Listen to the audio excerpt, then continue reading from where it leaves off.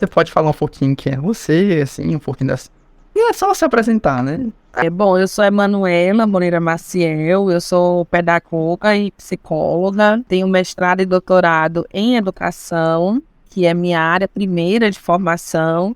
No âmbito da psicologia, eu me interessei por alguns assuntos pertinentes, principalmente ao processo de luto, e particularmente a suicidologia, que é o estudo do fenômeno do suicídio. E são duas áreas que me interessam muito. Eu atuo como psicóloga clínica em projetos de clínica voluntária. No ambiente clínico, eu atuo dentro da ACP, que é a abordagem centrada na pessoa. É uma abordagem humanista, nascida nos Estados Unidos, fundada por um cidadão chamado Carl Rogers. Essa abordagem, ela vai, vamos dizer assim, na contramão das abordagens que a gente já conhecia em psicologia, que eram a psicanálise e a teoria behaviorista ou teoria comportamental. Essas outras duas abordagens, elas tinham em seu bojo uma forma de ver o ser humano ainda muito vinculada à determinação. É como se a psicanálise visse esse ser humano determinado por um inconsciente, a teoria comportamental visse esse ser humano determinado pelo comportamento que ele adquire no ambiente. E aqui a ACP, ela me chamou a atenção por ser uma terceira força, uma terceira via, uma forma diferente de ver esse ser humano, e não era determinada, mas era indeterminada. Então, o ser humano, para a abordagem centrada na pessoa, é um sujeito livre, dotado de liberdade, de livre-arbítrio, que você faz o que você quer fazer. Você tem a liberdade para escolher, mas também é livre, além de ser livre para escolher, é escravo das consequências dessa escolha. E lidar com isso é muito instigante, né? Então, não estou aqui dizendo que uma abordagem ou uma forma de ver o ser humano é melhor que a outra, mas dizendo de que maneira eu fui instigada e convidada, né? Me senti impelida para ir para a ACP, justamente por pensar numa abordagem que me permitisse essa liberdade de ser.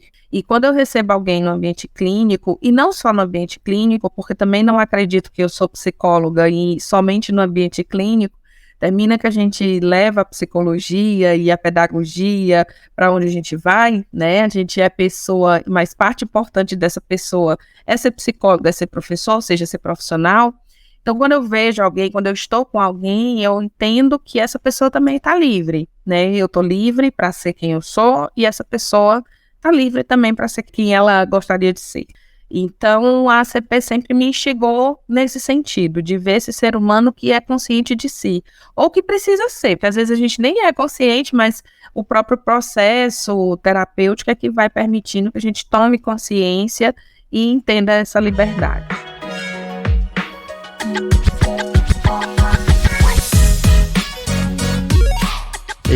Eu não conhecia tão bem assim a CP, né? Eu fui estudar um pouco mais ela agora. Eu achei muito legal mesmo. Eu vi lá que, de fato, né, que predominava era essas abordagens mais deterministas, que era o do Skinner, né, que era o behaviorismo radical, que era essa questão mais de determinação por padrões de reforço. E aí, o Carl Rogers, só que não era só o Carl Rogers, né? Ele veio junto com outros caras lá, se não me engano, tinha o Oslo ou algo assim. E ele foi se moldando muito lá no como que era, abordagem central no cliente, abordagem sei lá o quê. Até ele chegar lá na abordagem central na pessoa. Eu achei bem legal. Se eu fosse fazer terapia, né? Eu não faço, mas eu não pretendo, mas se eu for fazer terapia, eu queria que fizesse essa abordagem comigo. Sim. Eu acho que ela é muito legal. De verdade mesmo. Quando a gente escuta, né? Na verdade, a ACP, ela é um jeito de ser, né? A gente não é meramente uma técnica que eu aprendo e que eu vou aplicar lá na clínica. Isso, na verdade, não funcionaria, justamente porque a abordagem é centrada na pessoa, no que a pessoa é, no que a pessoa traz. Então, o que a gente aprende, né, são formas de facilitar esse ambiente que a pessoa chega, para que a pessoa se sinta livre para falar sem julgamento, sabendo que ali é um espaço sem censura, que ela pode dar conta de falar o que ela quiser, o que ela está pensando, e que a outra pessoa, ao escutá-la, ela não está fazendo nenhum juízo de valor. Isso é o que a gente buscou, né, lá numa raiz fenomenológica. A fenomenologia é uma corrente filosófica que trabalha justamente com o que a gente chama de redução, ou epoqué, né, que a redução fenomenológica é eu me coloco entre parênteses. Para eu escutar o Pedro, eu me coloco entre parênteses, ou seja, eu coloco de lado, eu não deixo de ser quem eu sou, mas eu coloco de lado as minhas crenças, os meus valores, os meus achismos, para escutar você na sua essência. E porque eu sei que quando você chega para mim, você chega com outra cabeça, com outras vivências, com outros valores. Mas quando eu faço uma escuta fenomenológica, eu preciso aprender a pegar tudo isso que eu acredito, que eu penso, os meus valores, e colocar aqui em um espaço reservado para não interferir no que eu escuto de você. Então, isso é o que a gente chama de redução fenomenológica. E aí você falou bem, tivemos uma evolução da CP, o Rogers foi modificando isso, foi entendendo que a nomenclatura deveria mudar. À medida que ele foi desenvolvendo a abordagem, ele foi amadurecendo, refinando até chegar no que a gente tem hoje, que é a abordagem centrada na pessoa. E justamente porque, por ser centrada na pessoa, é que eu estou ali como um sujeito ativo, um sujeito de escuta ativo, no sentido de que eu não fico focalada, né? A gente precisa desconstruir aquela imagem do terapeuta só calado e a pessoa falando. Então é isso, a escuta ativa é essa escuta que eu me interesso genuinamente pelo que você fala, eu pergunto aquilo que eu não entendi para que você me explique, eu devolvo para você aquilo que eu entendi para ver se eu realmente entendi sob o seu ponto de vista aquilo que você diz, e nesse processo a própria pessoa vai tomando consciência sobre o que ela fala, né, sobre o que ela pensa. Muitas vezes, algumas vezes, eu escuto o cliente dizer assim para mim, mas eu falei isso? E eu falo, sim, você falou, né? Porque a gente vai falando. E se a gente não tem esse espaço de uma escuta genuína, você passa batido. Então o cliente diz, eu falei isso, a gente, sim, você falou naquele momento. Foi isso mesmo, você falou, fez sentido. E aí a pessoa que vai dizer, não, então talvez não fosse isso que eu queria dizer.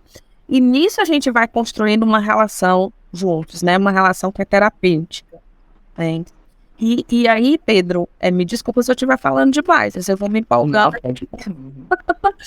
E para isso, o Rogers vai dizer que a gente precisa de atitudes facilitadoras, né? Para que a pessoa sinta aquele ambiente como um ambiente facilitador, para que ele possa falar, é preciso um espaço de empatia, né? Eu como empática, e com relação à empatia aqui, a gente precisa abrir um parêntese, porque popularmente, né, caiu aí no gosto as pessoas dizerem que empatia era sentir a dor do outro. Mas se a gente for pensar nisso, não existe uma forma de você sentir a dor do outro. Sim. Você não sente pelo outro, você sente com ele, né? Não tem como aqui dizer, Pedro, sai aí do teu turno de dor que eu vou entrar nesse teu turno agora. Isso não funcionaria. Então, empatia não é sentir pelo outro, mas sentir com o outro. E sentir com o outro quer dizer que eu vou acessar em mim vulnerabilidades. Porque se uma pessoa está, por exemplo, sentindo a dor de perder um ente querido, e eu estou lá para ouvi-la na sua dor, isso vai me fazer acessar essa dor também, né? Então é um espaço de vulnerabilidades. E isso é ser empático, né? Sentir com você. E sentir com você quer dizer que em algum momento eu posso dizer para você assim, olha, Pedro, eu não sei como é estar no seu lugar, mas eu estou aqui para te ajudar. Em que eu posso te ajudar? E isso abre para uma outra atitude facilitadora que o Rogers vai falar, que é a autenticidade. A autenticidade implica em ser eu mesma. Quando eu vou te ouvir, ou quando eu vou ser essa pessoa empática, eu preciso ser verdade comigo mesma. Então, eu te dizer que eu não sei como é estar no teu lugar, eu estou sendo autêntica comigo e com você. A gente não precisa ter resposta para tudo, a gente não precisa consolar o mundo, né? Às vezes a gente diz, não sei nem o que dizer para ele, então não diga. Então não diga nada. Diga isso, eu não sei o que te dizer. Tem algo que eu possa fazer por você, né? Porque às vezes não é o dizer, às vezes é um abraço, às vezes é um mingau de aveia quentinho, né? Então, não tem o que dizer. Então, o Rogers vai falar dessa autenticidade, dessa empatia, né? Como esse espaço facilitador e a terceira, que seria a consideração positiva incondicional. A consideração positiva incondicional é: eu te aceito como você é. Eu não imponho condições. Eu vou te aceitar se você se comportar como eu espero que você se comporte. Eu vou te aceitar se você fizer o que eu acho que você deve fazer. Considerar positiva e incondicionalmente não importa o que você faça, não cabe a mim julgar, cabe a mim te ouvir, né? Então, esse espaço, né, com essas 3 possibilidades de empatia, congruência ou autenticidade e consideração positiva e incondicional, é um espaço facilitador. E por que eu digo que é o jeito de ser? Porque isso não é uma técnica que eu aprendo. Eu não vou aprender a ser empática, né? Até aprendo a ser empática, mas não tem uma técnica que eu faça que eu te diga assim: então, Pedro, nesse momento eu estou sendo empática. Você precisa sentir essa empatia. Você precisa sentir essa consideração positiva e incondicional. E essa congruência. Então, não é técnica, é jeito de ser. Certo?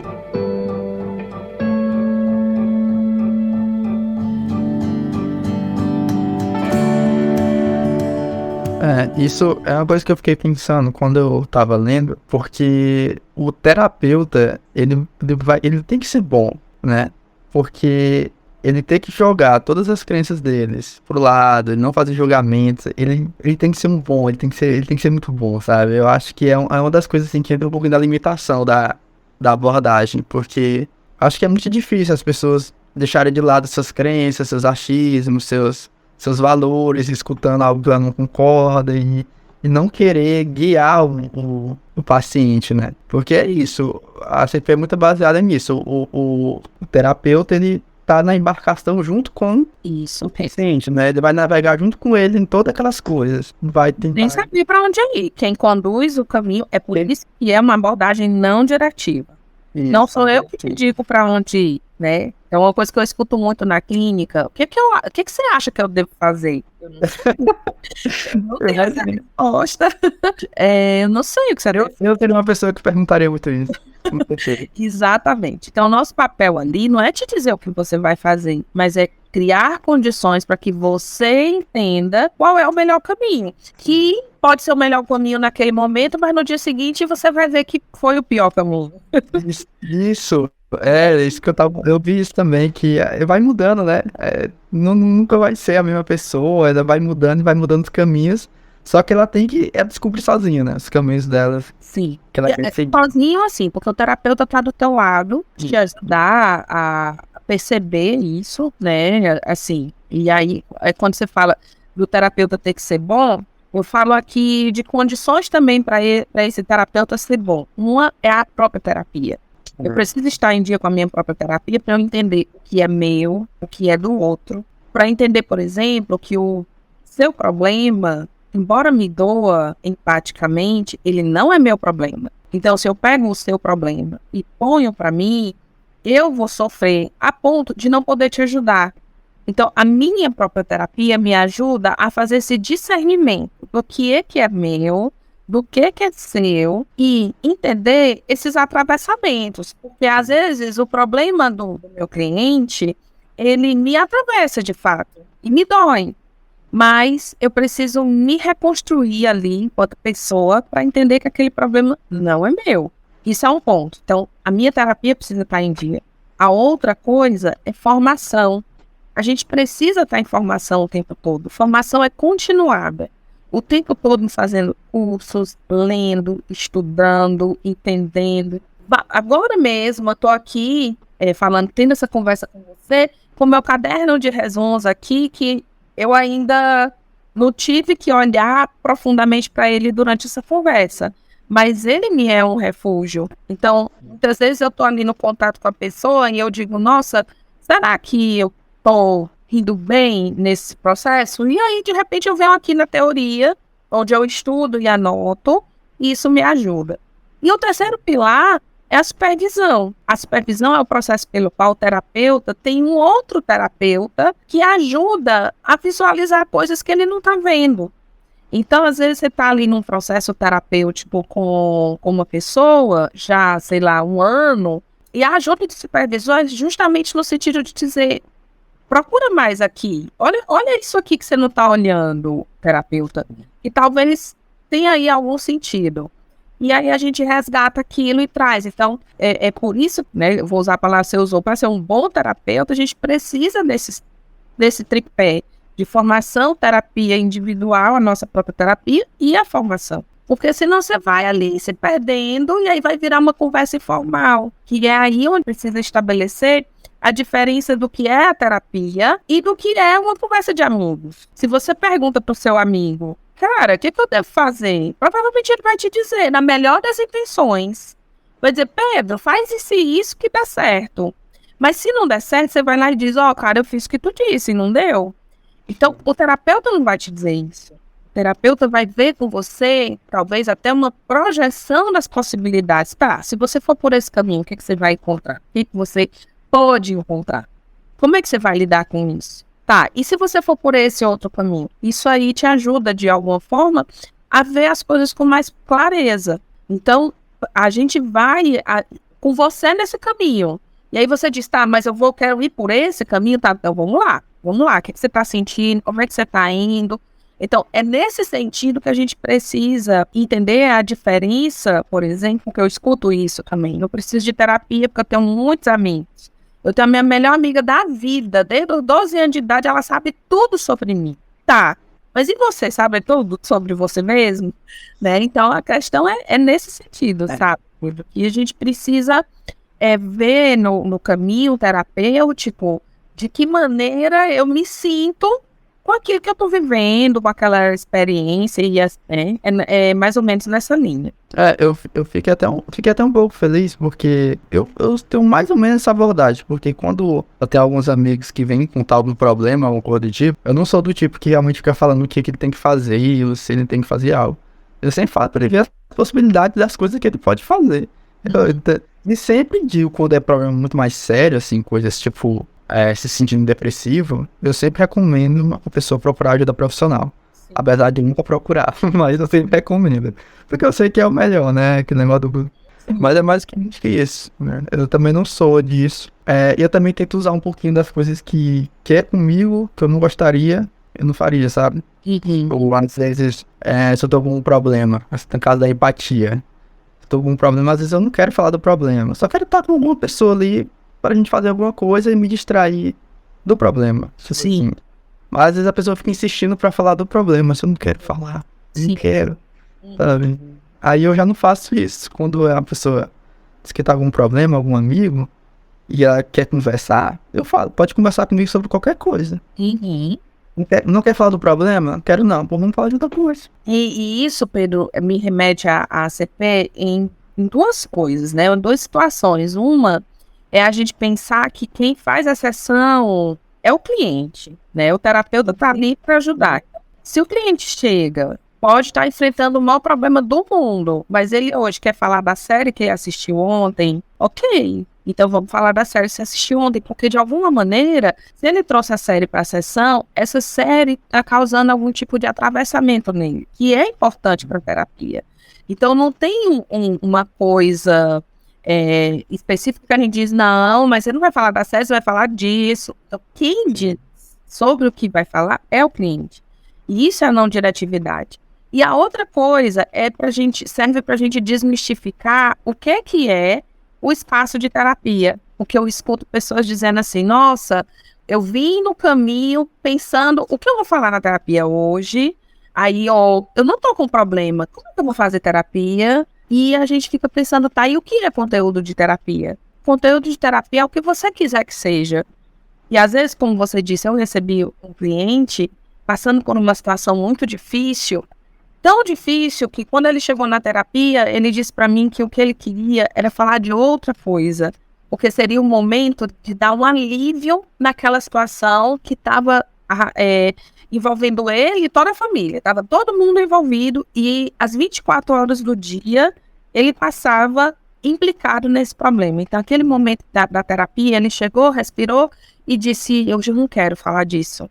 E ok, Então não vamos falar disso, vamos falar de outra coisa, porque o momento é seu, né? Então, se é o momento que você quer, se é terapêutico para você não falar daquele assunto e falar da música, da série, da namorada, enfim, do que for, de algo que te faz bem, pois que assim seja, né? Porque isso é assim, esse mito de que a gente precisa ter um conteúdo de terapia, um roteiro preparado para a terapia. Isso não funciona. É tanto que às vezes a gente até vai, e aí eu vou falar da minha própria experiência pessoal. Eu vou com o roteiro pronto. Nossa, hoje eu tenho que falar disso na terapia. Eu chego lá, a conversa vai para outro rumo.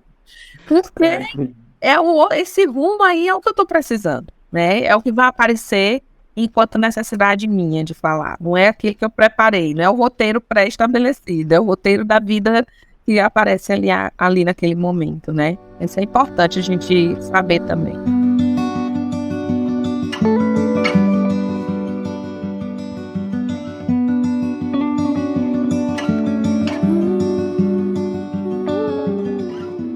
Eu também fiz umas leituras remetente da ACP, de como que é influente até na criação, né, de crianças e tudo mais, que eu nunca tinha me tocado nisso.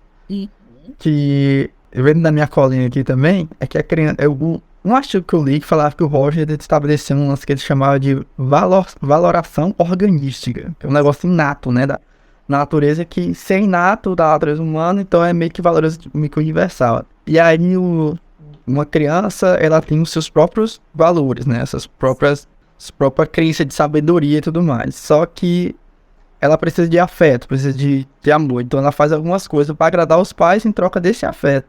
E acaba, ao decorrer dos anos, do seu desenvolvimento, ela acaba perdendo um bocado dessas coisas e dos seus valores inatos, assim, digamos assim, e por causa dos valores que foram impostos a elas, né? Então é aquilo de pensar do que os outros vão pensar de mim. Legal. É perfeito. E para entender isso, a gente pode falar de uma criança, por exemplo, que tem um irmãozinho, que nasce um irmãozinho, né? O nascimento de irmão é muito impactante para uma criança. Sim. Ela vai conhecer vários sentimentos que ela não conhecia antes. Ela vai ter ciúme, ela vai ver aqueles pais que antes eram só dela, passam a ser divididos, o quarto passa a ser dividido, o brinquedo. Então, tudo que girava em torno dela, e isso é uma característica da criança, passa a ser dividido. E isso causa na criança uma dor. Mas é uma dor que muitas vezes é invalidada. Porque o que o adulto diz é, você tem que amar o seu irmãozinho. Você tem que cuidar do seu irmãozinho. Mas esse amor ali não é um botãozinho automático. Não nasce o irmão e a gente já ama. Não funciona assim. Esse amor é construído. E ele é construído naquele momento ali onde eu estou aprendendo que a minha mãe não é só minha, que agora tem uma criancinha ali querendo e precisando da minha mãe. Então, isso é muito confuso para a criança. O que a gente faz muitas vezes é invalidar essa dor dela, né? A gente silencia, a gente diz, quando ela diz, mas eu não gosto do meu irmão. Não diga isso, ele é seu irmão, você tem que amar. E isso é invalidar esse sentimento, tem tudo a ver com isso que você está falando. Na perspectiva rogeriana, né, da ACP, a gente valida esse sentimento e a gente diz para a criança assim, então, eu sei que tá difícil para você conviver com o seu irmãozinho agora, ou eu sei que são muitas mudanças que estão acontecendo na nossa casa, então você precisa de um tempo. Como você acha que a gente pode te ajudar nesse processo? Sabe, você trazer essa criança para o centro, assim, para o centro mesmo, para que ela se olhe, para que ela entenda que aquilo é natural, que aquilo é normal, e não tem que nada, né? O prazo não é o meu, ela não tem que amar aquela criança em 2 dias. Ela vai amar, mas isso é processo. Então, quando eu valido o sentimento da criança, eu estou dizendo que tudo bem ser quem ela é. Quando eu digo que ela não deve ser assim, que ela deve se comportar, e aí isso é aceitação condicional. Só que o Rogers fala de uma aceitação incondicional, não importa quem você é, eu te aceito. Então, eu atendi uma criança há um tempo, que é o meu público que eu mais gosto de atender realmente, é criança e adolescente. E eu atendi uma criança que todo fim de sessão, como a sala era muito lúdica, tinha muitos brinquedos, muitas coisas, todo fim de sessão, ele birrava, se jogava no chão, chorava, porque ele não queria que terminasse a sessão. Mas a sessão precisava terminar, né? E eu sempre pontuava isso para ele, sempre nas 3 vezes que ele fez isso. Eu entendo que esse espaço é muito legal, eu entendo que você quer continuar brincando, mas o nosso combinado é que a gente ficaria até esse tempo. Então agora esse tempo acabou. E a criança aceita isso, escuta isso de uma maneira bem mais tranquila do que simplesmente se eu dissesse, menino, cala a boca e vamos acabar a sessão e vem hoje a outra criança. Eu nem falo em outra criança. Ele fica parecendo assim, ó, você não é importante. Já tem outra criança ali esperando para entrar e usar essa sala. Então, eu valido o que ele está sentindo. Eu sei que é muito legal brincar com esses brinquedos, né, fulaninho? Eu também queria brincar. Mas sabe que precisa terminar, é para poder na outra semana a gente se encontrar e brincar de novo. E isso a gente faz uma vez, faz 2, e na terceira ele já vai tranquilo, porque ele consegue entender que aquele ambiente é um espaço seguro, é um espaço de validação do sentimento. Ele não precisa fazer aquilo porque o limite vai acontecer, então eu não estou dizendo a CP não é falta de limite, né? A CP, o limite é colocado, mas é um limite que respeita o outro, o jeito de ser do outro. Então é nesse sentido que a gente vai falando sempre desse espaço de validação. Eu entendo que isso é dolorido, eu entendo que isso é frustrante, de que maneira a gente pode conduzir isso juntos, para que não seja tão doloroso para você. Então seria mais ou menos assim, né? Ganhar confiança, né? Ganhar confiança da criança não é muito fácil. Sem julgamentos, não precisa do julgamento, não precisa do castigo, né? O que a gente precisa é entender ali aquelas demandas, porque criança faz aquilo por algum motivo, né? E ao contrário do adulto, quando a criança vai para o espaço terapêutico, o adulto vai, como eu disse, até com o script, né? O que eu vou falar? Ele vai falar. Ele chega muitas vezes e pensa, poxa, só tenho 50 minutos, então deixa eu abordar logo aqui as questões que estão me doendo. Criança não vai fazer isso. A forma de ser e estar no mundo da criança é brincar. Então ela vai manifestar a emoção, a dor, o que for, na brincadeira. Mas uma sala assim tão lúdica talvez não atrapalhe, não. Pelo contrário, a sala com os recursos são instrumentos para ela manifestar essas emoções, entendeu? Então, ela tá ali brincando, por exemplo, ou algum medo que ela tenha, ela manifesta no brinquedo. Eu atendi uma criança que todo dia quando ela chegava, a primeira coisa que ela fazia era botar uma das bonecas de castigo, né? Então, o que eu vou trabalhar com ela é de que maneira esse castigo, quem está colocando ela de castigo e como esse castigo está chegando dela. Não é nem o quem. O quem está botando, não sei se é o principal, mas é como esse castigo está chegando em mim ou chegando na criança, de tal maneira que eu preciso também colocar outra pessoa, né, entre aspas, de castigo também para me sentir vingada. Então, esse espaço de ter jogos, e aí eu lembro aqui, eu poderia te dizer aqui vários exemplos, mas eu lembro de alguns marcantes, como essa criança, e uma outra criança que eu atendi, que um dia a gente brincando de cartas e saiu uma pergunta, um joguinho, e saiu uma pergunta: que animal você gostaria de ser? E ele respondeu que gostaria de ser um cachorro. Quando eu perguntei por quê, ele disse que é porque o cachorro, todo mundo dá atenção para o cachorro da casa. E não importa o que o cachorro faça, as pessoas brincam, as pessoas riem. E rapidamente, se ele fizer uma coisa mal feita, rapidamente isso é esquecido e ele volta a ser cachorro com toda a atenção que ele merece. Então isso foi muito impactante para mim, porque foi só aí que eu entendi de fato como ele se sentia nessa casa. E aqui é importante eu dizer que eu não estou julgando a família dele de jeito nenhum. Porque aí a gente precisa ver como é que é uma família constituída por 4 irmãos, com um dos membros enfrentando uma doença seríssima. Então, muita coisa acontecendo nessa família, nesse contexto. Então, não estou dizendo aqui, o pai e a mãe não dão atenção. Não é isso. Porque assim a gente reduziria o problema dele a nada, né? Mas é entender esse contexto dessa criança e entender de que maneira ela estava se vendo. Estou me vendo uma criança, uma pessoa sem a atenção que eu gostaria que eu tivesse, né? Então é por isso que nós, assim, quando eu atendo criança, eu chamo tanto a família, chamo tanto os pais, Eu digo para eles, o que você está percebendo dele? Isso apareceu na sessão. Como é que vocês estão vendo isso? Né? Isso que apareceu na sessão faz sentido para vocês na casa de vocês? Vamos construir juntos e que maneira a gente pode lidar com isso aqui, sabe? Então, é nesse sentido, não é no sentido de julgar e de dizer pro pai, olha, a partir de hoje você tem que dar atenção pro fulaninho. Não, não é isso. Até porque cada realidade é única. Mas nesse caso, quer dizer, estava passando a família, passando por uma situação muito difícil, alguém é negligenciado. E nesse caso era a criança, né? Então, e muitas vezes os pais ali na urgência do dia a dia não percebem isso. Então, meu papel não é dizer o que fazer, mas é chamar para essa reflexão juntos, né? O que a gente pode fazer com isso que apareceu na sessão? Então, é nesse sentido. Não sei se está chegando aí em ti, Pedro, mas é mais ou menos assim, mais ou menos que a gente trabalha para construir juntos essas possibilidades, né? Sim, eu ia perguntar isso, porque às vezes, tipo, conversar com a criança é uma coisa, mas aí teria que dar o retorno pros pais e Sim. já é outra aplicação.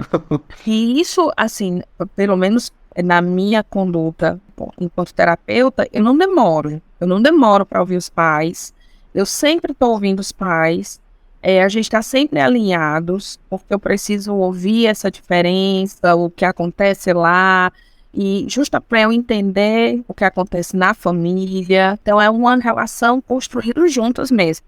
Nenhum momento o objetivo é julgar o pai, a mãe, a educação deles, ou o que ele faz ou deixa de fazer, mas é como isso está atravessando as crianças, né? E justamente nesse processo aí de valoração organísmica. O que a criança está perdendo quando isso está acontecendo com ela e o que a gente pode fazer juntos, família, terapia, escola, para isso ser minimizado. É assim.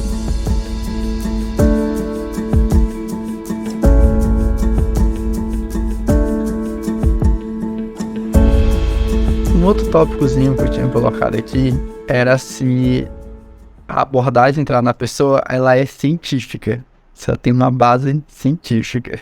Sim, muito boa pergunta. Pedro, para te dizer da CT, eu vou te dizer primeiro da psicologia. Psicologia é ciência, um objeto de estudo próprio. Então, no âmbito da psicologia, a gente tem as várias abordagens, particularmente da ACP. Por que ela é ciência? Ela tem um objeto de estudo próprio, que é a consciência do ser humano. Ela tem técnicas que, embora não seja aquela técnica direta, a gente aplica a técnica para ter esse resultado. Na verdade, em psicologia a gente não pode falar disso porque a gente está falando de seres humanos com as suas subjetividades. A gente não pode imaginar que uma atitude vai levar a uma determinada consequência. Mas ela tem base científica, sim. E a gente desenvolve formas de condução do processo, da terapia. Isso vira estudos rigorosíssimos, né? Publicados em revistas. Então, ela tem valor científico, assim como as outras áreas da psicologia. Agora mesmo, tá para sair um artigo meu, de uma amiga, falando sobre o comportamento autolesivo à luz da ACP. Então, a gente vai fazer isso com base no que a gente entende da ACP, teoricamente, fundamentado. Então, a gente cruza a empiria, que é a experiência, o que a gente achou, com a teoria. Então, sim, tem base científica total e restrita. E não restrita. Sim, quando eu tava pesquisando, eu peguei um artigo, que era tipo esses artigos de levantamento bibliográfico, né, tipo meta-análise, juntando vários resultados de vários artigos, e ele dizia, né, que ela tem sim fundamento científico, ou ser muito eficiente para um bocado de problemas, ansiedade, depressão, outras coisas, só que a limitação seria só porque nem todos os problemas são resolvidos com a ACP, nem todos estão certos, né. Eu não sei onde você viu esse dado, mas de fato algumas pessoas dizem isso. Eu particularmente não conheço um problema que tenha ido para a CP, que não possa ser resolvido para a CP. Porque, por exemplo, vou te citar uma situação. O autismo, né? O autismo hoje ele é muito trabalhado nas abordagens comportamentais, Por exemplo, até o ABA, né, que, enfim, eu só sei de forma muito superficial, mas é também vinculado à abordagem comportamental. E a gente vê hoje, por muito tempo a gente acreditou que somente a abordagem comportamental daria conta do autismo. E hoje a gente já vê excelentes resultados da ACP com autistas, né, com pessoas com autismo. E com um resultado muito bom, porque o que a gente tem é uma aceitação disso. Então, eu particularmente ainda não sei, um problema que a gente diga, isso não pode ir para a ACP. E eu sempre falo isso quando as pessoas me perguntam, de forma até equivocada, qual é a melhor das abordagens. E eu sempre digo, não existe uma abordagem melhor, superior, existe aquela que a gente tem afinidade, porque eu mesma, quando faço a minha terapia, eu já passei com terapeutas da psicanálise, já fiz análise, já fiz gestalt, fiz comportamental, me identifiquei com algumas sessões, mas não foi um processo todo, né? Até me encontrar enquanto cliente na ACP, que é a abordagem que hoje me ajuda muito a me entender, e eu estou falando isso como cliente, não como terapeuta. Então, particularmente, a gente tem, assim, essas afinidades, é um alinhamento. E a ACP, por ter base científica e por ser uma abordagem validada, ela não tem essa restrição de ter problemas que não podem ser trabalhados na ACP. Não é resolvido, porque resolvido, às vezes vai ter problema que não vai ser resolvido nunca, né? Mas eles não têm uma coisa impedindo que eles sejam trabalhados. Na ACP, não.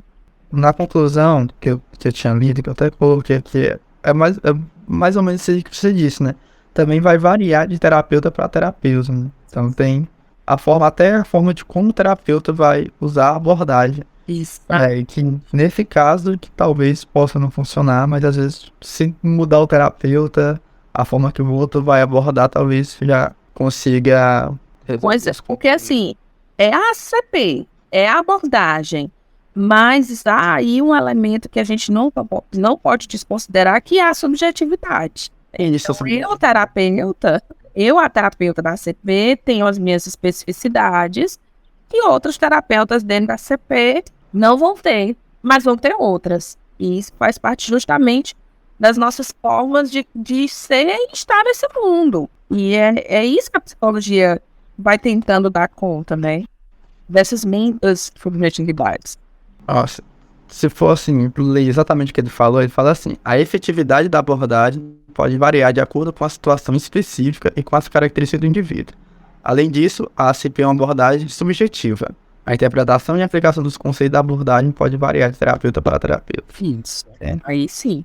É isso, depende da situação, do indivíduo. Tem pessoas que passam, sei lá, muitos anos numa abordagem, até com o mesmo terapeuta, né? Outras pessoas não, outras pessoas dizem, não, eu preciso ir para outros terapeutas, ter outras experiências. Depende muito, né? E isso é justamente de como a gente se entende enquanto sujeito subjetivo.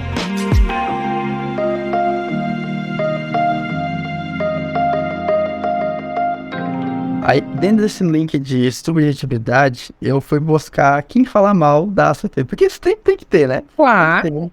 Sim. Sempre tem alguém que não vai gostar da abordagem. E aí, é justamente isso que eu tava procurando. Quais são as críticas da ACP, né? Era basicamente aparentemente, né? A valorização excessiva da subjetividade. E aí meio que deixa de lado os fatos objetivos, sabe? E aí pode ter um conflito ali na solução dos problemas ou dos conflitos do paciente. Na verdade, eu achei, no caso. Sim.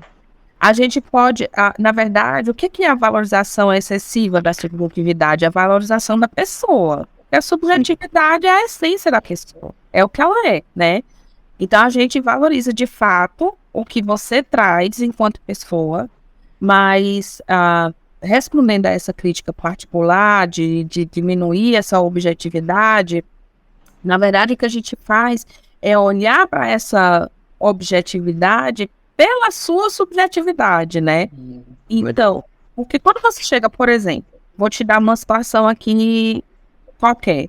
A pessoa chega para mim e diz, eu não estou feliz no meu emprego. Eu quero sair do meu emprego, vou pedir demissão. Ok. Então, vamos pensar juntos sobre as possibilidades. A possibilidade objetiva é, vou sair do meu emprego, mas e como é que você vai viver com isso, né? Vamos pensar juntos como, de que maneira você vai viver financeiramente, houve um preparo para isso. A gente, vamos dizer assim, racionaliza essas questões, mas a decisão final é da pessoa. Se a pessoa chega para mim e diz, olha, eu não sei como eu vou viver, pode ser que eu morra de fome, que eu me afogue em dívida, mas eu vou pedir demissão, ok, é isso. Segura o teu BO, tô aqui junto com você, mas é uma decisão sua, entendeu? Penso que essa valorização de subjetividade diz respeito justamente a essa valorização do sujeito. E é isso que a gente vai fazer o tempo todo. A gente, até que a gente chama de devolver, né? Quando a gente vai dizer uma coisa que seja mais intensa, até a forma de falar, né? Não precisa que eu pontue isso de uma maneira assim, que cause dor no meu cliente, né?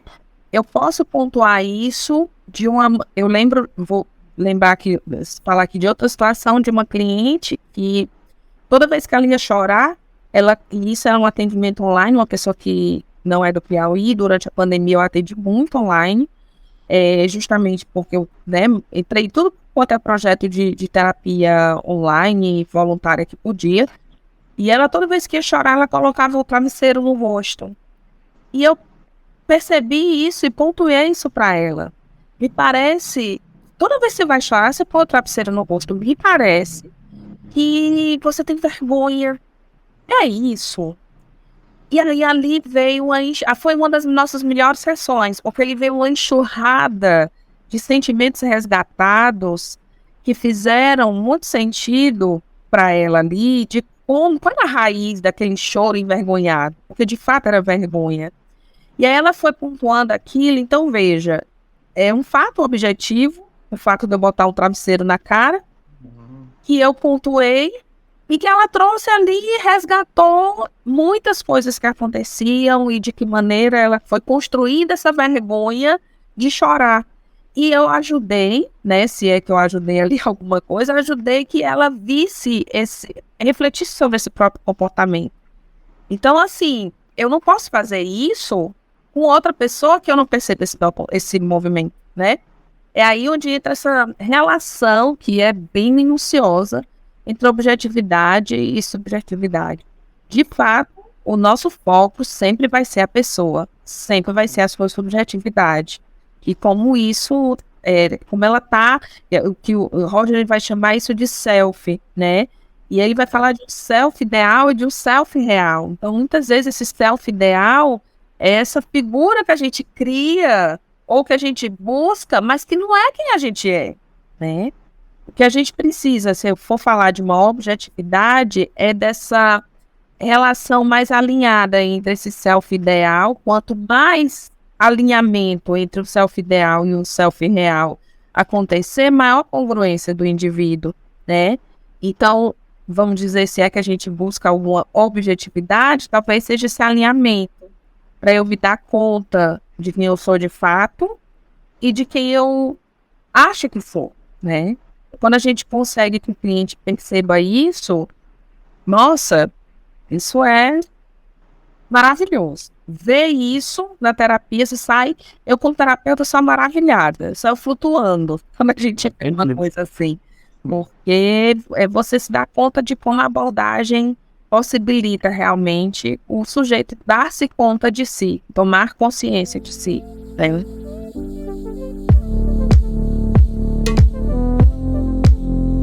Aí, ainda assim, puxando um pouquinho pro nosso gancho assim de professor, né? Sim. Eu também fui ver como é que poderia ter quais aplicações da ACP no caso do contexto escolar, né? E aí já vai até bastante o que a gente falou, né? Empatia, subjetividade de cada aluno, Aceitação positiva, incondicional. conflito, até mesmo entre eles. Sim. Que melhora a relação interpessoal, no caso, né? Sim. Que mais exemplo colocado? O autoconhecimento, os alunos conhecerem, e às vezes até penso sobre isso, desse novo ensino médio, que quer que os alunos, que eu acho muito novo, já saber o direcionamento da sua vida, acho Sim. muito complicado, mas a abordagem da ACP, nesse contexto escolar, pode promover um pouquinho melhor esse autoconhecimento dele, né? Sim. Na verdade, é como eu te disse, a ACP, ela é um jeito de ser. E se eu aprendo esse jeito de ser, se eu desenvolvo, não é que eu aprendo, eu desenvolvo esse jeito de ser, eu levo para qualquer contexto. Não só o contexto escolar, mas também o meu contexto familiar, né, a forma como eu lido com as pessoas da minha família, com as pessoas com quem eu me relaciono. Então, na escola não é diferente, né? Porque existem muitas situações da escola que precisam ser validadas, ser desenvolvidas a partir de um olhar mais empático, acolhedor, de consideração positiva e incondicional, né? E isso realmente poderia ser um instrumento mesmo de ajuda, de auxílio, de autoconhecimento, né? Eu falo de autoconhecimento, mas eu falo também de auto-perdão, de autoacolhimento. Muitas vezes a gente perdoa o outro, mas não se perdoa, acolhe o outro, mas não se acolhe, entende o limite do outro, mas não entende o nosso. Quando a gente trabalha na perspectiva da ACP, né, a gente se permite esse lugar, porque eu também sou o centro, né? O centro da minha vida sou eu. Eu sou pessoa inteira, né? E eu lembrei agora de uma conversa que eu tive aqui com umas sobrinhas, e uma sobrinha falou isso, fulana é minha cara metade, né? E aí eu sempre pontuo, não, a gente não é metade, a gente é inteira, a gente é pessoa inteira, né? Quem chega, ou o que chega, seja profissional, seja relação amorosa, seja família, o que chega, chega para agregar, não é para completar. Nós não somos incompletos, nós somos pessoas completas. E entender isso pode ser muito libertador, porque entender que eu não preciso do outro para viver, que eu não preciso daquela profissão para viver, né? Que eu não preciso o que eu preciso é de mim. Então eu cuido de mim, cuidando de mim eu posso, se eu quiser, cuidar do outro, né?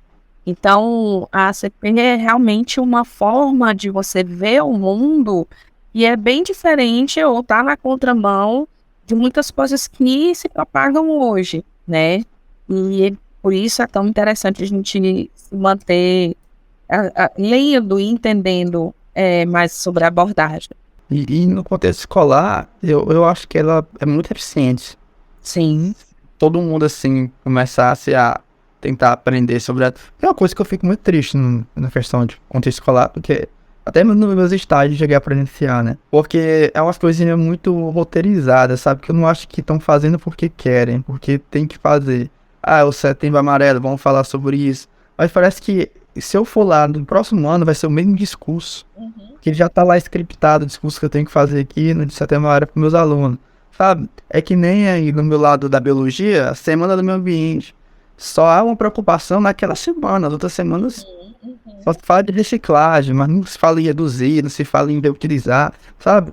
Então, tinha que ter mesmo auto-reflexão dos professores, de todo mundo assim, de tentar entender assim o ano inteiro. Eu cheguei a presenciar no colégio que eu estagiei, uma aluna estava se cortando no banheiro. E, infelizmente, eu não pude fazer nada, porque eu era só estagiário, eu fiquei meio assim em choque, porque a coordenadora explodiu, mas ela não explodiu para ajudar a menina, explodiu foi de raiva, sabe? Falando que ela queria chamar atenção e tomou o estilete dela, e rapaz, foi uma confusão. E eu lá só os professores, eu fiquei só parado assim, você já viu o que fazer, sabe? Mas eu fiquei pensando, poxa, um dia desse tava tendo o negócio do Setembro Amarelo aqui, e agora a coordenadora tá agindo desse jeito, sabe? Um dia dele estavam falando de valorização à vida e agora você reduz o.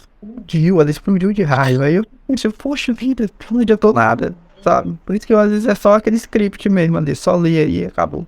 Sim, Na verdade, é uma atividade pontual, mais para justificar do que para ajudar, né? Justificar um projeto pedagógico, enfim. Na verdade, a gente não para de ser pessoa, né? Quando a gente recebe um aluno, a gente não recebe um aluno, a gente recebe uma pessoa, E essa pessoa tem todas as suas especificidades, passa por vários perrengues, e a gente precisa estar sensível a isso, né? Então, a escola, eu sinto a escola ainda pouco preparada para lidar. Por isso eu defendo tanto formação, porque, na verdade, a gente pode olhar uma perspectiva fenomenológica, né, de não julgamento dessa coordenadora, a gente pode olhar isso como uma resposta emocional de eu não sei o que lidar, então eu não sei que emoção está vindo em mim, eu vou explodir com uma raiva, para ver se corre, se ela para com isso. Porque ela também, ali, diante daquele corte daquela aluna, a coordenadora entra em contato com a sua própria limitação, né? De não saber o que fazer. Porque nós não somos preparados para isso, nós não somos preparados para lidar com luto, com emoções ditas negativas, né? A gente vive uma sociedade que prega uma positividade, a gente tem que estar bem, vai tudo dar certo, tá tudo beleza sempre. A gente vê na rede social, tá todo mundo feliz. Então, de repente, entrar em contato com isso, com a dor, com o sofrimento, com a tristeza, com o medo, isso causa em nós uma reação que a gente nem conhece, né? Então, talvez essa reação de ter raiva, de ter explodido, de tomar o estilete, foi a forma que ela conseguiu lidar. O que mostra que todos nós, adultos, adolescentes e crianças, precisamos aprender a lidar com as emoções. Porque a gente não sabe. Nós não fomos, né, não fomos ensinados a isso. Pelo contrário, a gente desvirtuou na nossa vida toda, nos foi ensinado a desvirtuar essas emoções. Então, a gente aprende que homem não chora, que chorar é sinal de fraqueza, que tristeza é coisa de gente fraca, né? A gente vê uma medicalização das emoções. Ai, fulano perdeu o pai, vamos dar uma medicaçãozinha nele que é para ele não chorar, né? Então, a gente vê aí as emoções de uma forma muito mal resolvida. E aí, então, acontece um episódio desse, na sala, na escola, uma adolescente que está, de alguma forma, dizendo eu não estou bem, que ela está te dizendo de saída eu não estou bem, mas ela também está dizendo outras coisas que a gente precisa entender, porque o corte é subjetivo. Se o João se corta, o corte tem um sentido para ele. Se a Maria se corta, o corte tem um sentido para ela. Eu não posso nem generalizar e dizer, estão só querendo chamar atenção, querendo aparecer. Isso não pode dizer isso. Eu preciso fazer essa escuta, mas para isso eu tenho a minha limitação, né? Eu, como professora, digo, eu não sei como lidar, mas eu posso conduzir, posso levar, orientar, levar para o serviço de orientação. Então, a gente precisa naturalizar que essas muitas emoções, elas existem e elas são sentidas.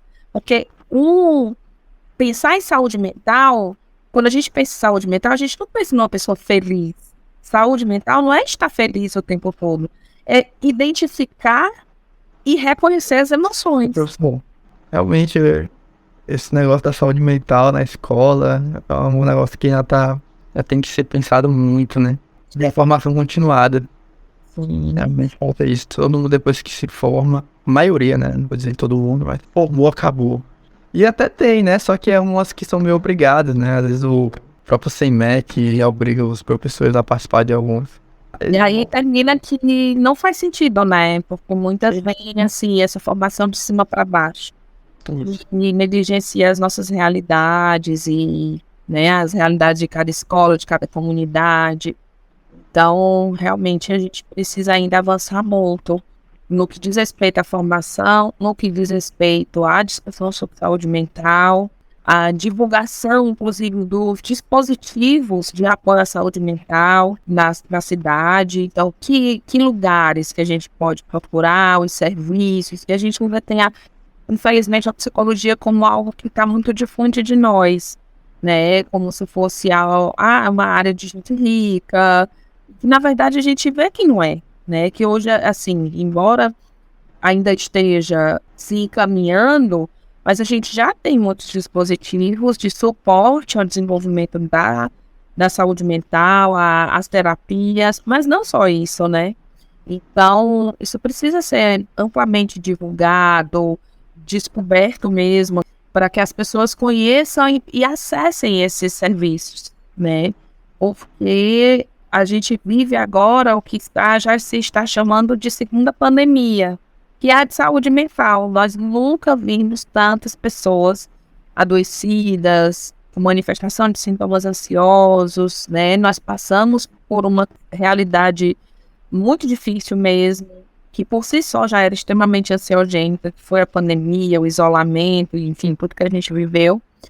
Então, hoje, a gente está juntando um luto muito grande, né? Muitas pessoas perderam muitas pessoas e lutos que não foram vividos, né? Pessoas que sequer viram seus entes queridos, porque eles morriam e já iam enterrados. Então, assim, são tantas pontas soltas que a pandemia deixou, e agora a gente tem que correr para amarrar essas pontas, porque senão, sob pena da gente continuar esse desenvolvimento ainda muito distante do que nos é mais caro, né? Que é mesmo o nosso bem-estar, né? A nossa condição de saúde mental mesmo, né? E, de novo, saúde mental não é estar feliz, mas é entender que tudo bem estar triste, faz parte da vida. A tristeza, a frustração, o medo, a raiva são coisas que acontecem, que a gente não tem como se blindar.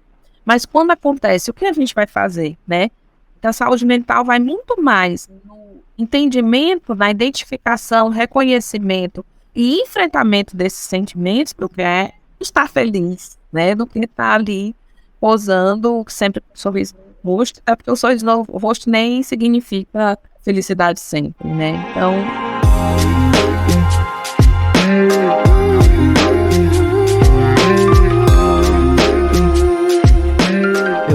Eu não coloquei isso no meu roteirozinho, mas eu fiquei pensando agora, qual seria as sugestões suas para tentar, como é que eu posso dizer, disseminar mais esse conhecimento assim, de saúde mental, sabe? Porque realmente a gente entra na internet hoje, é lotado de gente sorrindo, lotado de gente ditando regra de como ser feliz, de como ser isso, como ser aquilo, né? Sei lá, toda hora, principalmente tem os podcasts hoje, nem podcast, videocast, né?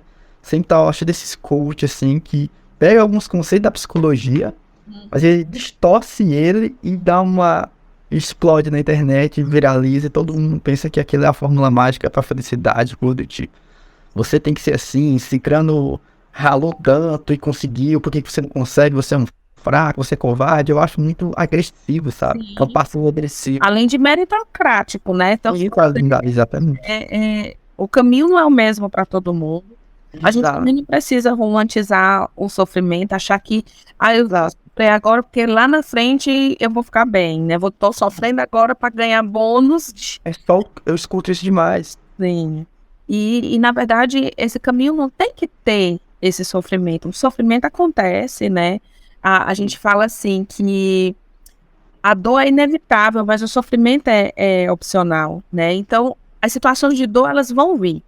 Mas eu ficar nesse sofrimento me remoendo, ou muitas vezes sem conseguir sair porque eu não consigo mesmo, isso não precisa acontecer. A gente pode ter opção de vivenciar esse sofrimento de outras formas. Então, grupos de apoio. E aí, respondendo a sua pergunta, a própria escola, eu como professora, eu acredito fundamentalmente no papel da escola como esse agente multiplicador desses espaços, dessas informações, né? Que a escola tenha um cartaz, por exemplo, com as informações, onde é que a gente pode buscar ajuda, que a gente fale mais sobre isso, o que é o CAPS, por exemplo, quais são os projetos de psicologia voluntária, quais são as clínicas escola, que a gente saiu de 0 clínica escola para hoje a gente ter 4, né?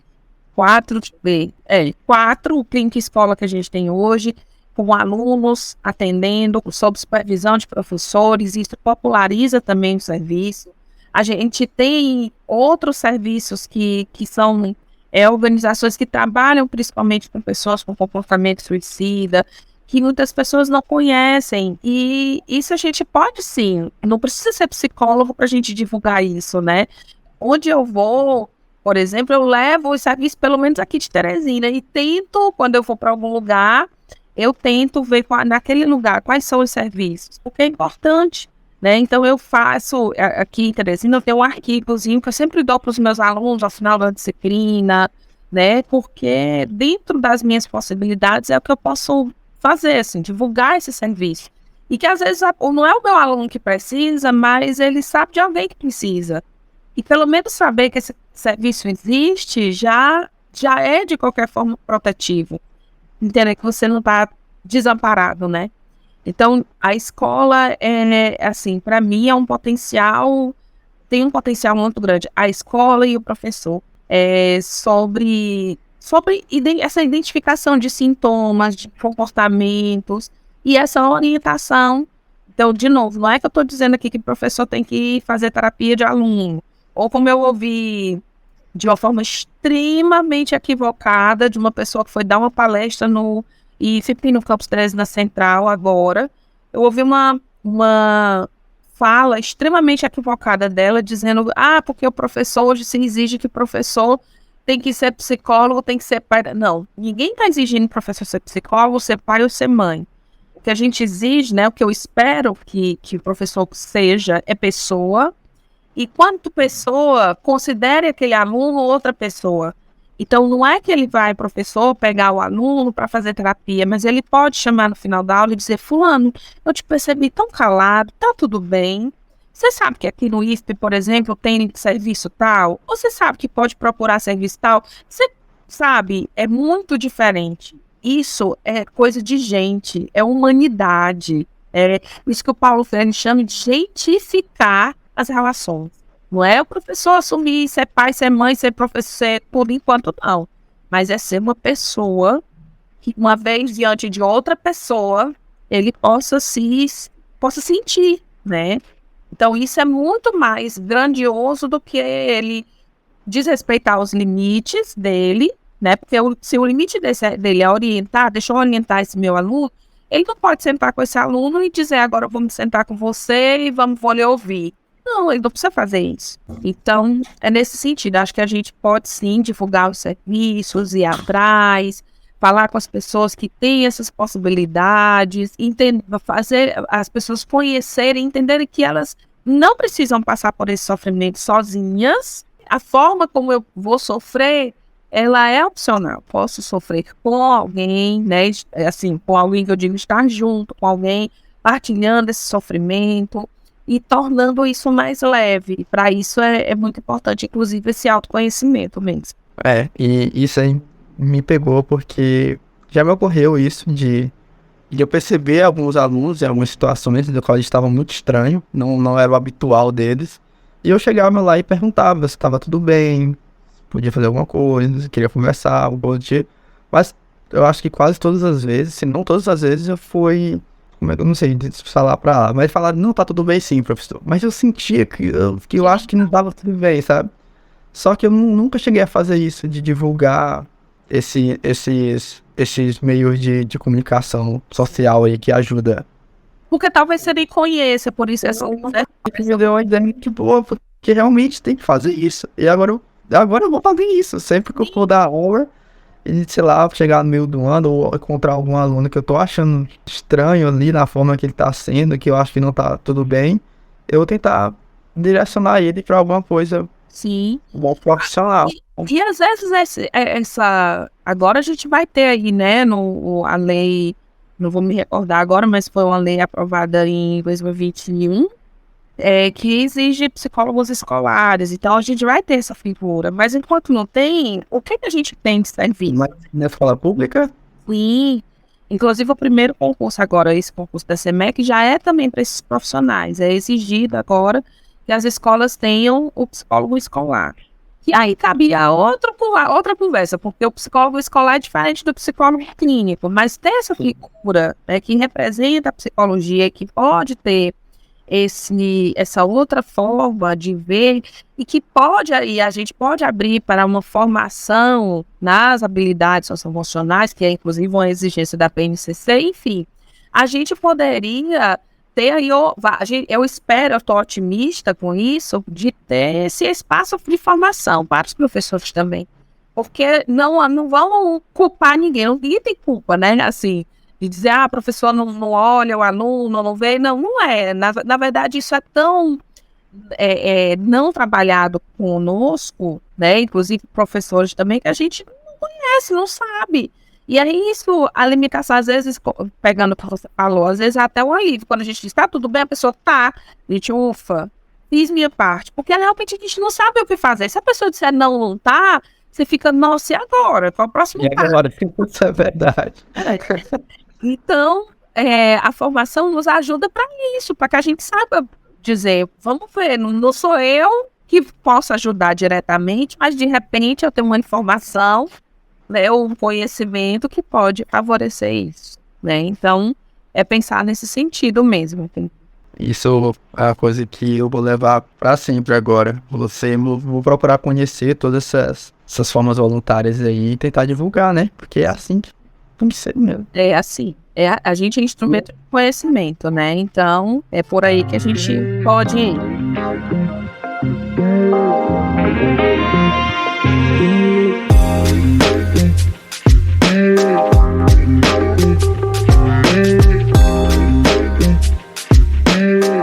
E eu fico feliz, eu não estava sabendo dessa lei, porque também cheguei a trabalhar em colégio particular. Na verdade, no momento eu estou trabalhando, só que não estou trabalhando dando aula, eu estou na parte da inteligência, né? Sei como coisa de computador, né? Sim, sim. E é totalmente diferente. Tem psicólogo para cada setor, sabe? É o psicólogo do pessoal do Enem, o psicólogo do infantil, psicólogo do fundamental, sabe? A estrutura é diferente. Eu pensando, poxa, no público a gente não tem psicólogo, sabe? Pra ninguém, na verdade. Mas isso é tão assim, pouco divulgado, que lá no IFE, nos institutos federais, a gente tem um setor médico em cada campus, com os profissionais, com psicólogo, né, voltado para o psicólogo clínico mesmo. E a gente tem um setor pedagógico, com psicólogo escolar, e muitas vezes os alunos nem sabem que tem essas pessoas lá, que tem essas figuras lá. Então, muitas vezes, especialmente no curso técnico, quando eu pergunto, vocês sabem, né, que tem psicólogo aqui, e eles ficam, tem, professora, tem. Não sabe, porque isso é pouco divulgado. Fora as outras resistências, psicólogo é médico doido, né, então psicólogo nem é médico nem é doido. Mas as pessoas, a gente vai criando essas resistências que impedem de ter medo de aceitar isso. Então, realmente, a popularização, divulgação da psicologia como área científica pode chegar a qualquer pessoa, isso também é muito pequeno. Como você falou, às vezes as coisas saem muito do que a gente pensa, né? Saindo de novo do roteiro, pensando nisso agora, eu realmente vou querer esses contatos. Sim. Até pra eu tentar também, sabe? Porque eu nunca fiz terapia, não faço. Mas eu acho que seria bom. Eu vim dando umas pesquisadas, assim, mais recente, e eu acabei me deparando com Mindfulness, não sei se você conhece. Sim, sim. Um tipo de meditação. E aí eu fui até ver se ela tinha alguma ligação com a ACT, porque todas elas é meio que um lance do seu eu, né? Conhecer o seu consciente. Só que o Mindfulness ele tá mais relacionado às emoções, né? Ele é mais centrado na emoção, você controlar a sua emoção, entrar dentro no seu consciente e concentrar melhor. Só que eu confesso que ainda não tô conseguindo, porque o negócio tem que ser consistente, eu não tô sendo consistente, né? Pra ser todo dia. E assim, tem terapeutas, psicólogos, né, que atendem na ACP e que trabalham com essas terapias, com essas outras técnicas. Eu particularmente não trabalho, até não conheço muito, mas a gente sabe, na verdade não é que elas se complementam, né? A gente pensa nessas outras técnicas ou instrumentos, ou o que a gente chama de terapias integrativas, é justamente porque elas se integram, né? Elas se juntam, e aí a forma como que elas se juntam pode auxiliar no desenvolvimento, enfim, no processo de cada pessoa. Então tem sim, hoje muita coisa, assim, tem clínicas até especializadas em terapias integrativas e particularmente o que eu defendo faz sentido para você, então faça. Não existe uma receita, né? Não Hoje eu sou mais ou menos assim, não faz sentido, mas tem algumas terapias que eu sou totalmente contra também, só não. Porque eu já vou mais pro lado científico e tem algumas que eu não consigo. Tem gente, eu vejo relatos de pessoas falando, mas funcionou pra mim, mas eu sou muito cético com algumas terapias que, digamos assim, se encaixam nas pseudociências. Mas aí vem todo o conceito de ciência, e aí vem muita briga mesmo. Isso aqui seria outro assunto. Mas de qualquer forma, o mais só a coisa que eu encontrei, porque eu não vou transformar isso na sessão, tá? Mas é porque às vezes eu tenho uns problemas de controle emocional, né? Explosão de raiva, muito repentina, sabe? Acontece por mínimo, e eu posso explodir assim. É uma reação desproporcional. Isso, pronto, perfeito, reação desproporcional. Aí eu, né, pesquisando mesmo assim, aleatoriamente, freestyle mesmo, sozinho, eu encontrei esse mindfulness, né, que era tipo uma meditação. Uma espécie de meditação que é pra pessoa tentar se acalmar, etc. E aí, lendo sobre isso e lendo sobre a CP, eu achei algumas semelhanças, né, nessa questão do subjetivo. Aí eu fui ver se tinha alguma integração entre eles. Não tinha exatamente, mas que alguns terapeutas podem fazer essa integração, que talvez funcione pro cliente dele, né? Sim, exatamente. Achei interessante. Mas que isso não, a ideia da CP é que isso não seja imposto para o cliente. Então, assim, não seja imposto isso. A minha própria terapeuta, ela faz, né? Ela traz muitas questões aí, outras técnicas, algumas bem interessantes, mas ela não deve chegar para mim e dizer assim, eu acho que você deve fazer essa técnica bem aqui. Porque aí vai perder o sentido da não diretividade. Sei que ela faz, então se eu chegar e disser para ela, eu quero tentar, é uma coisa, né? Mas se ela chega para mim e diz, você deve fazer, aí ela está indo contra o princípio básico da ACP, que é a não diretividade, né? Isso aí me deixou me pensando numa coisa que eu nunca tinha pensado, né? Quem cuida do psicólogo, né? E o psicólogo também tem que fazer terapia, né? Que foi. Eu acho que pensando sobre isso também. Meu Deus do céu, que loucura. É aquilo, para ser um bom terapeuta, um bom profissional, você precisa ter a sua terapia em dia, ter formação e supervisão. Porque senão é uma profissão de cuidado. A profissão de cuidado exige muito, como psicólogo, professor, os próprios cuidadores, enfermeiros, médicos, né? A gente precisa muito estar centralizado na gente mesmo, né? Que as nossas vontades, desejos, entendimentos.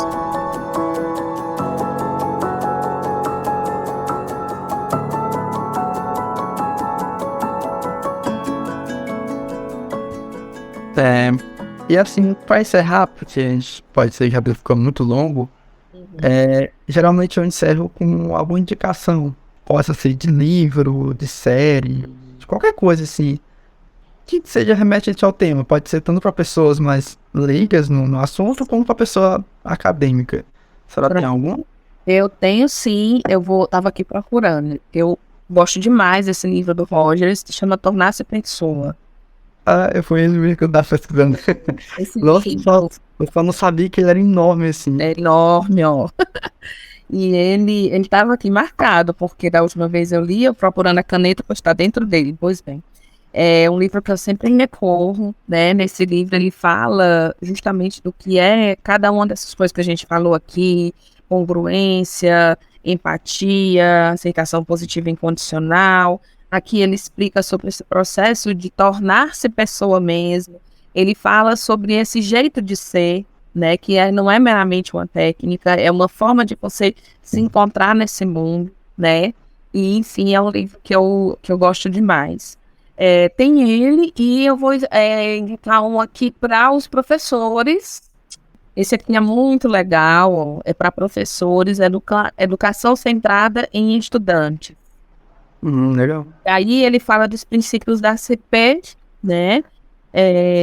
Na educação como um todo, né? Então, ficam dois aí. Tem um outro que eu gostaria, mas eu não tô achando o nome dele, eu tô achando ele para te dizer, então vou ficar devendo. Mas eu gostei desse último. Esse aí, o do Rogers, eu acabei caindo nele também, né? Ele é um clássico. Isso é um clássico, né? Agora esse outro aí dos professores eu não conhecia, né? Pois é. Atrás dele. Ele é incrível, assim, é um livro organizado pela Fernanda Isfran e Juliana Lopes, e é um livro que tem vários artigos falando da ACP na educação, né? Então, para a gente entender bem de que maneira a ACP e a educação podem se alinhar.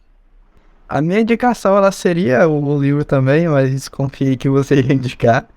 E eu pensei no filme, que seria o Divertidamente.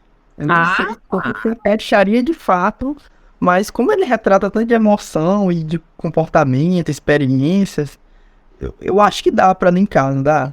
Totalmente, totalmente. E assim, na verdade, o Divertidamente é um filme lindo, que eu super recomendo. E ele fala de que maneira eu poderia linkar o Divertido. Várias maneiras, mas tem uma coisa específica que eu gostaria de entender, de pontuar, que é a aceitação, né? E aí, me desculpa aí o spoiler, mas aquele momento em que a alegria aceita a limitação dela e entende que a tristeza tem ali um papel crucial, as coisas começam a mudar, né? Então, é aceitar o outro, porque eu não sei se você lembra, mas a alegria fica o tempo todo querendo animar a tristeza, querendo que a tristeza seja uma coisa que ela não é. E quando ela finalmente aceita a tristeza como ela é, as coisas andam, né? Então, isso é um princípio de ACP ali declarado, né? E é muito lindo do ver, realmente. É um filme incrível. Olha, legal por esse ponto. Eu pensei nele, nesse caso das aceitações das emoções, né? Sim. Mas realmente, esse ponto em específico é realmente a declaração mesmo da esse é muito legal, né? Pois é, eu acho que fica essa dedicação, acho que foi o único que eu consegui pensar, seria essas três no caso, né? Tornar-se pessoa é só tornar-se pessoa, só Tornar-se pessoa. Tornar-se pessoa. Aí o outro dos estudantes, né? Educação centrada nos estudantes. Educação centrada nos estudantes e o filme, eu acho que é um... Quem não assistiu, tá perdendo. Viu? Tá perdendo. Tem que assistir. É incrível. E tem, né, se você quiser, bom, tem um que é Um Jeito de Ser, né, que é também do Rogers. É um livro que ele fala da CP mesmo, né, que ele defende essa ideia de que é um jeito de ser. E é nesse livro também que ele fala que não é, alguns terapeutas se definem como rogerianos. E ele fala, não tem como ser um rogeriano, porque Rogers só sou eu, né? E ele, o que é que ele quer dizer com isso? É a subjetividade. Você não faz a CP como Rogers, você faz a CP como Emanuela, né? Eu faço como Rogers, ele diz mais ou menos isso. Então, respeite quem você é, respeite quem eu sou. Porque quando a gente se aceita como a gente é, então eu me abro para o processo, para o progresso, para a evolução.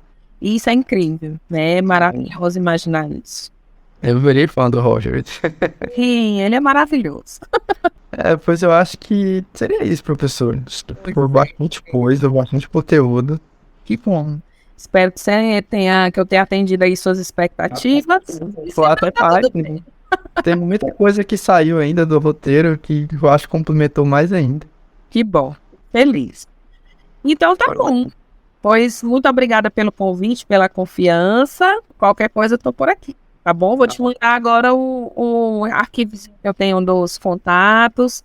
E se você precisar de alguma coisa, alguma orientação, você sabe onde me encontrar. Tá bom? Ótimo, professor. Muito obrigado. De nada. Beijo, Pedro. Tchau, tchau. Tá bom.